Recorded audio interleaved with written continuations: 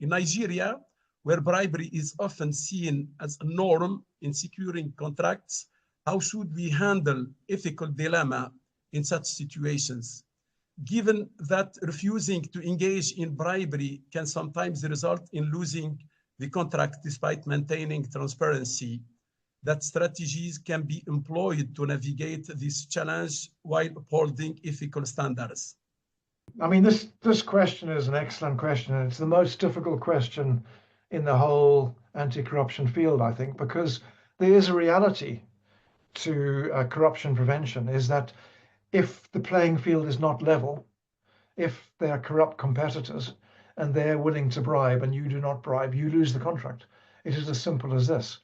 And it's a reality which has had to be borne by a lot of companies around the world under the OECD convention, where the laws changed to prohibit overseas bribery by overseas companies, is that a lot of companies have had to withdraw from certain markets because they cannot do work without corruption, and they're unable to pay a bribe because either they ethically do not want to pay it or they could be prosecuted for paying it.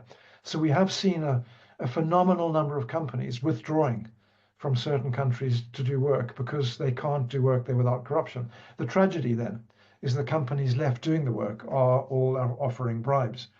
And the second part of the equation is if you live in a country and corruption is very common in the construction sector and your business is there, you can't withdraw because that is your whole business, that's your country.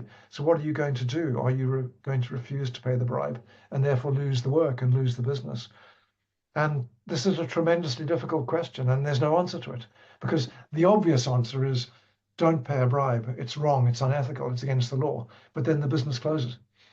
And or the other answer is go ahead and pay the bribe, but then you could be prosecuted. And so I have to say there's no answer to the situation other than the huge necessity of people to work together like we're doing now, actively with the industry, try and get an industry momentum, to try and get companies to agree not to pay bribes, to try and get professional institutions to agree to compel their members not to get involved in corruption, such that the playing field is raised, that corruption is no longer the norm. But it's such a difficult question, and there's tragically no easy answer to that one.